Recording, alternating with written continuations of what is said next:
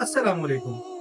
آخرت یا قیامت پر ایمان لانا دین اسلام کا ایک بہت ہی اہم حصہ ہے، یہاں تک کہ قیامت کے انکار کو اللہ کے انکار کے برابر قرار دیا گیا ہے۔ دور رسالت صلی اللہ علیہ وسلم میں مشرکین عرب اس بات کو ماننا گوارا ہی نہیں کرتے تھے کہ ان کو مرنے کے بعد پھر سے زندہ کیا جائے گا اور ان سے پوچھا جائے گا کہ وہ اس دنیا میں کیا کرتے رہے ہیں۔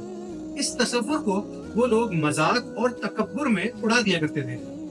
برعکس ان کے جو لوگ بات کو سمجھنا چاہتے تھے، ان کے لیے اللہ تعالیٰ نے قرآن میں سورہ بقرہ کی آیت 28 اور 29 میں دو ایسے دلائل پیش کیے ہیں جن کے بعد آخرت یا قیامت پر ایمان لانا بہت ہی آسان ہو گیا۔ میرا نام موفز حشام ہے اور اسی طرح کے اسلامک کنٹینٹ کو دیکھنے کے لیے میرا چینل ضرور سبسکرائب کیجیے۔ جزاک اللہ۔ پہلی دلیل قیامت کے ممکن ہونے کی دلیل ہے۔ مشرکین عرب مذاق اڑایا کرتے تھے کہ کیا جب ہم مر جائیں گے اور دفنا دیے جائیں گے تو پھر سے قبر سے نکال کر زندہ کر دیے جائیں گے؟ یہ تو بڑی عجیب بات معلوم ہوتی ہے۔ اللہ نے قرآن میں فرمایا، تم اللہ کے ساتھ کفر کا رویہ کیسے اختیار کرتے ہو؟ حالانکہ تم بے جان تھے، اس نے تم کو زندگی عطا کی، پھر وہی تمہاری جان سلب کرے گا، پھر وہی تمہیں دوبارہ زندگی عطا کرے گا، پھر اسی کی طرف تمہیں پلٹ کر جانا ہے۔ یہ آیت اس بات کی دلیل ہے کہ ہمیں مرنے کے بعد پھر سے زندگی بخشی جائے گی، یعنی جس پروردگار نے ہمیں پہلی مرتبہ پیدا کیا وہ موت کے بعد ہمیں دوبارہ پیدا کرنے سے کیوں قاصر رہ جائے گا؟ یہ تو بڑی عجیب بات ہوئی۔ پہلی تخلیق کو ماننے کے بعد جو شخص دوسری تخلیق کا انکار کرتا ہے وہ حقیقت یہ ہے کہ بڑی بے عقلی کی بات کرتا ہے۔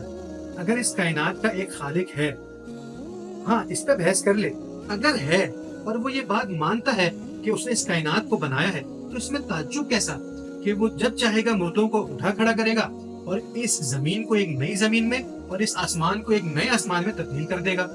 تو یہ کوئی مشکل چیز نہیں ہے۔ اگر وہ پہلی مرتبہ مردہ سے زندہ کر سکتا ہے تو دوسری بات بھی مردہ سے زندہ کرے گا، اس بات میں کسی کو تعجب نہیں ہونا چاہیے۔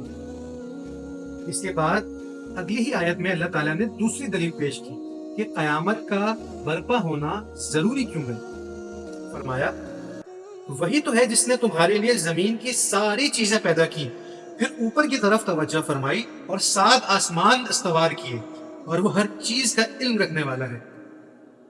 یعنی اگر ہم اس زمین و آسمان کی تخلیق پر غور کریں تو ہم دنگ رہ جائیں گے کہ کس شان کے ساتھ اللہ تعالیٰ نے ہمیں اور اس دنیا کو پیدا فرمایا ہے۔ آپ کسی بھی پہلو سے اس کائنات کا مشاہدہ کر کے دیکھ لیجئے۔ مثال کے طور پر آپ صرف سورج کی ہی تخلیق پر تھوڑا غور کریں۔ سورج کی تپش سے زمین کا پانی ایویپوریٹ ہوتا ہے اور بارش اور برف باری ہوتی ہے۔ برف باری کے نتیجے میں پہاڑوں میں بڑے بڑے گلیشیئرز وجود میں آ جاتے ہیں، پھر اسی سورج کی تپش سے وہ گلیشیئرز پگھلتے بھی ہیں اور پھر ان کے پگھلنے کی وجہ سے زمین کے اوپر بھی دریا چلتے ہیں اور زمین کے نیچے بھی۔ پھر اسی پانی کے ذریعے فصلیں اگتی ہیں۔ فصلیں نہ اگیں تو نہ جانور کھا سکتے ہیں نہ ہم۔ یعنی اگر سورج نہ ہو تو نہ پانی ہو نہ ہم۔ دنیا میں ہواؤں کا چلنا، موسموں کا بدلنا، ہر چیز ڈیپینڈنٹ ہے سورج کے۔ اور اس سورج کو کس نے بنایا ہے؟ اللہ رب العزت۔ تو اس آیت میں ہمیں سمجھانے کے لیے ایک سوال اٹھایا گیا ہے کہ جب اللہ رب العزت ایسے علم و حکمت کا مالک ہے، جب اس نے ربوبیت کا اور خلقت کا ایسا عظیم انتظام کیا ہے، تو ایسے رب کے بارے میں ہم کیسے سوچ سکتے ہیں کہ وہ ہمیں پیدا کر کے یوں ہی چھوڑ دے گا، ہماری نیکی اور بدی میں کوئی امتیاز نہیں کرے گا؟ پھر تو اس دنیا کی کوئی توجہ ممکن ہی نہیں ہے۔ پھر تو اس دنیا میں جو کچھ ہو رہا ہے وہ سراسر ظلم ہے، سراسر عدوان ہے۔ یہ قیامت ہی ہے جس کے تصور کے ساتھ اللہ تعالیٰ پر ایمان کا حقیقی ظہور ہوتا ہے۔ لہٰذا جب کوئی شخص قیامت کا انکار کرتا ہے تو گویا وہ دوسرے لفظوں میں یہ کہتا ہے کہ اگر اس کائنات کا کوئی خالق ہے بھی تو اس کے ہاں نہ عدل کا کوئی تصور ہے نہ رحمت کا کوئی تصور ہے۔ اس نے ایک کھیل کھیلنا تھا، اس نے دنیا بنا ڈالی۔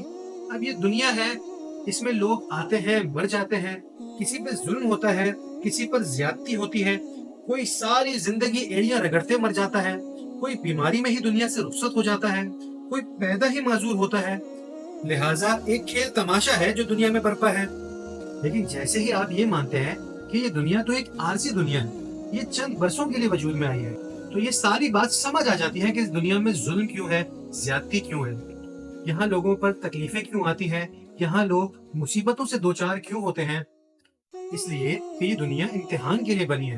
اللہ تعالیٰ کسی کو صبر کے امتحان میں مبتلا کرتا ہے اور کسی کو شکر کے امتحان میں، اور یہ دونوں ہی امتحان بڑی قدر و قیمت کے حامل ہیں، کیونکہ انہی کے ذریعے اللہ تعالیٰ اپنی جنت اور دوزخ کے لیے لوگوں کا انتخاب کرنے والے ہیں۔